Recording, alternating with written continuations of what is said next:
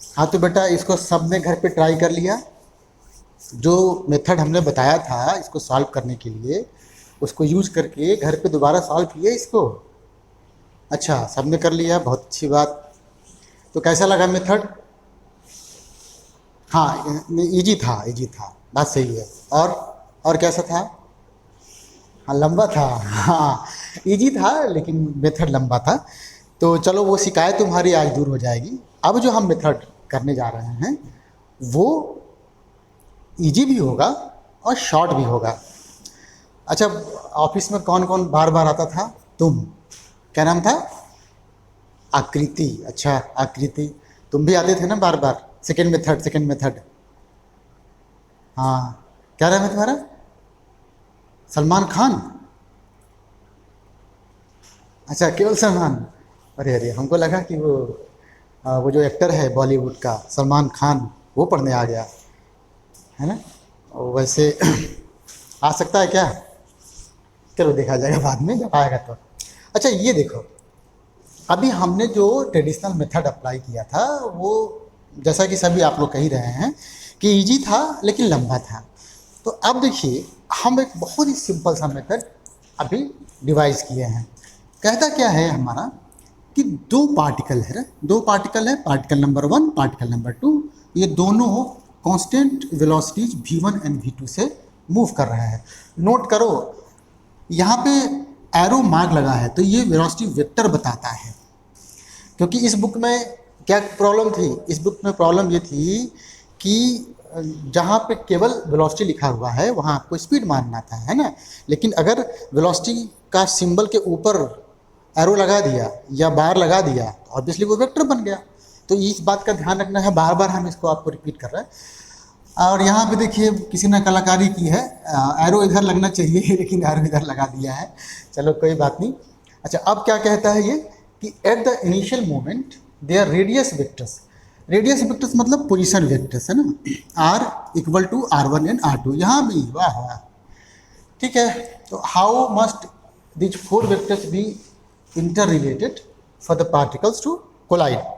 बहुत मज़ेदार है, देखो ध्यान से समझना। ये टेक्निक इतना प्यारा है, इतना इजी है कि मज़ा ही आ जाएगा। चलो भाई, यहाँ पे ओरिजिन होगा और ये था यहाँ पे तुम्हारा पहला पार्टिकल जिसका रेडियस वेक्टर मतलब पोजीशन वेक्टर ये R1 है। इसी तरीके से यहाँ पे था तुम्हारा पार्टिकल नंबर 2, इसका रेडियस वेक्टर मतलब R2, ए यहाँ पर है, ठीक है। अब देखो हम क्या कर रहे हैं, हमने इस पार्टिकल को बना दिया घोड़ा, ठीक। अब ये ज़िंदगी में कभी भी घोड़े की सवारी तो किए नहीं है, तो चलो हम हाइपोथेटिकली घोड़े की सवारी कर लें। इसी घोड़े पर हम बैठ गए, ये बैठ गए घोड़े पर। घोड़े पर बैठ गए और इसको बना दिया, मान लिया मैंने यह ट्रक। जो ट्रक ड्राइवर है ना वो दारू पी के चला रहा है, वो हमको आ करके मारना चाहता है। अच्छा एक बात सोचो, जब तुम यहाँ बैठ जाओगे और ट्रक अगर कोलाइड करना है तो ट्रक को किस डायरेक्शन में मूव करना चाहिए? है? इन दोनों को ज्वाइन करने वाले इस लाइन के अलोंग ऐसे ट्रक को मूव करना चाहिए, है कि नहीं? किसको किसको ये बात क्लियर हो गई? नहीं, जैसे हाँ ठीक ठीक ठीक, जैसे मान लो कि वो थोड़ा सा इसे डिफरेंट डायरेक्शन में मूव करता है, जैसे मान लीजिए ऐसे, ठीक। तो ये तो बेटा आगे चल करके ये पास हो जाएगा ऐसे की तरफ ना, टकराएगा कैसे? इसका मतलब है कि इस ट्रक की वेलोसिटी का डायरेक्शन बिल्कुल इस इधर की तरफ होना चाहिए, तभी वो जा करके हमसे मतलब घोड़े से टकरा सकता है। मतलब हम घोड़े पर बैठे हैं भाई, हम घोड़े नहीं हैं, ठीक। तो ये देखिए, अब बताओ कि अगर मैं इसका नाम ए दे दूं, इसका नाम बी दे दूं, तो ये unit vector along A B हो जाएगा, अलोंग ए बी नहीं अलोंग बी ए हो जाएगा ना, अलोंग बी ए हो जाएगा। तो मैं ऐसे लिखता हूँ, यूनिट वेक्टर अलोंग बी ए। कैसे निकालोगे? अब यूनिट वेक्टर की प्रॉपर्टी जिसको जिसको नहीं समझ में आया है उसका तो ये क्वेश्चन इस मेथड से नहीं होने वाला है। और यूनिट वेक्टर जो है बहुत ही इग्नोर टॉपिक है, हमको नहीं लगता कि कोई पढ़ाता है, ना स्कूल में ना कोचिंग में, है ना। अच्छा, यूनिट वेक्टर की जो मेन प्रॉपर्टी लिखी हुई है अगर देखा जाए तो एनसीईआरटी में लिखा हुआ है। हाँ, अरे वही एनसीईआरटी वाली बुक जिसको लोग कहते हैं कि मत पढ़ना, है ना, वो दुश्मन है तुम्हारे जो कहते हैं एनसीईआरटी मत पढ़ना। हम तो भाई कहते हैं कि पहले एनसीईआरटी पढ़ना, उसके बाद जो भी किताबें पढ़नी है। एनसीईआरटी को ऐसे नहीं कि बस, है ना, उठा के फेंक दिया।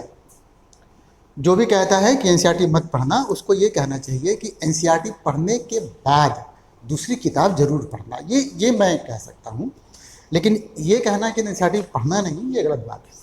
चलिए, तो मैं यहाँ देखता हूँ इस डायरेक्शन में वेलोसिटी कितना हो जाएगा। देखिए, ये हो जाएगा वेलोसिटी,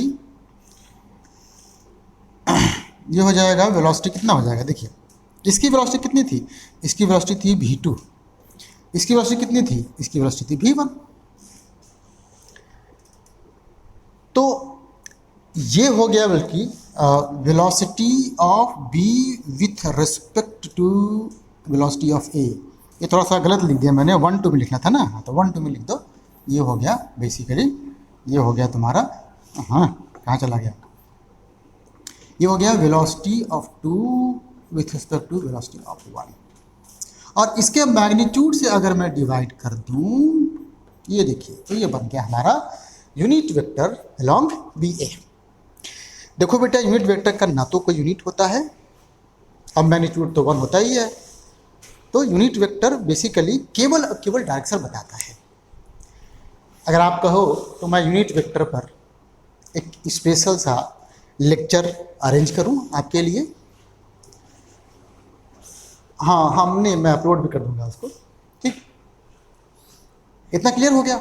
अब ये बताओ, अब पोजीशन के अनुसार एक यूनिट वेक्टर ए बी, मैं ये भी लिखता हूँ। देखिए, यूनिट वेक्टर मैं लिखता हूँ यूनिट वेक्टर अलोंग क्या, अलोंग ए बी। ये कैसे लिखोगे।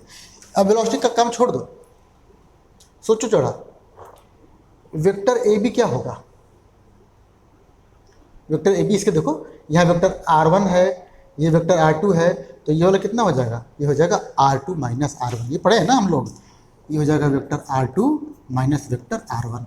और इसके मैग्नीट्यूड से हम अगर डिवाइड कर देंगे तो ये मेरा हो जाएगा unit vector along A B.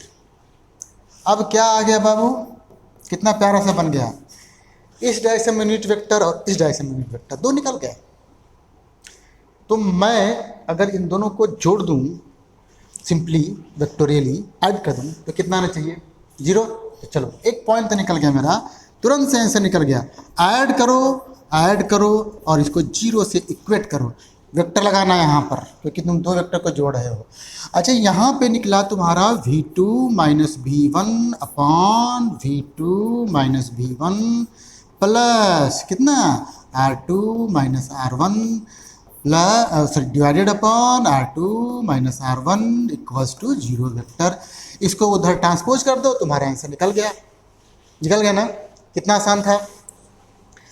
दूसरी बात देखो, हमने कहा कि अगर इसी क्वेश्चन को आईटी एडवांस में, है ना, दिया जाता है तो ये मोर देन 1 चॉइस वाला होगा।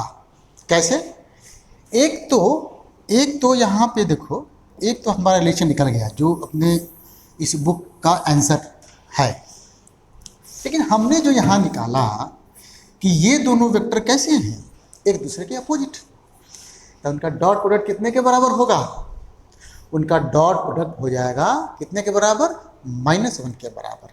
क्योंकि बीच का एंगल जो है वो है 180 डिग्री और दोनों का मैग्नीट्यूड कितना है, 1 यूनिट। तो बिल्कुल इनका डॉट प्रोडक्ट कराओगे। दूसरा इंपॉर्टेंट पॉइंट ना, डॉट प्रोडक्ट क्या कराओगे, एक था तुम्हारा R2 minus R1 divided by mod of R2 minus R1, dot करा दो भी था ना, तो R1 तो हो ही गया, R तो हो ही गया। अरे यार, कलर नहीं बदल रहा है। हाँ, तो ये हो जाएगा V2 minus V1 divided by V2 minus V1 equals to -1। तो इसको सिंप्लीफाई करो, एक दूसरा तुमको रिजल्ट निकल गया। क्लियर है इतना? तो जैसा कि हमने कहा कि अगर हम ये अप्रोच अपनाएंगे, ये रिलेटिव वेलोसिटी या रिलेटिव पोजीशन के दोनों कॉन्सेप्ट को मिला करके हमने ये बनाया है, तो इसका फ़ायदा हमको ये हो जाएगा कि पहली बात है हमारा तुरंत ना बिना किसी फालतू के लंबे से कैलकुलेशन को यूज किए ही ये सॉल्व हो जाएगा। दूसरा क्या हो जाएगा? दूसरा हमको एक देखिए नया रिलेशन मिल गया ना, ये नया रिलेशन मिल गया। ठीक, तो ये बात समझ में आ गई। अब जाना घर पे और दोनों मेथड को ट्राई करना। दोनों मेथड को ट्राई करने के बाद ये जो पढ़ा आपने, ये कॉन्सेप्ट, ये वाला क्या कि अगर एक बॉडी पर मैं बैठ जाऊं तो दूसरा बॉडी दोनों बॉडी को ज्वाइन करने वाले लाइन के अलॉन्ग हमारी तरफ से आता हुआ अगर महसूस होता है तभी जाकर के वो टकराएगा, नहीं तो नहीं टकराएगा। ठीक है, बात क्लियर? और उसकी वजह से दोनों जो डायरेक्शंस हैं, एक इधर का एक इधर का, उन दोनों के अलॉन्ग यूनिट वेक्टर्स कैसे होंगे? एक दूसरे से 180 डिग्री एंगल बढ़ाए हुए रहेंगे। और देखो यहाँ पे फिर हम कहेंगे कि यूनिट वेक्टर का जो फंडामेंटल है बेटा बिल्कुल क्लियर रखना। वैसे मैं आपको किसी क्लास में स्पेशली उसके बारे में बता दूँगा। ठीक है।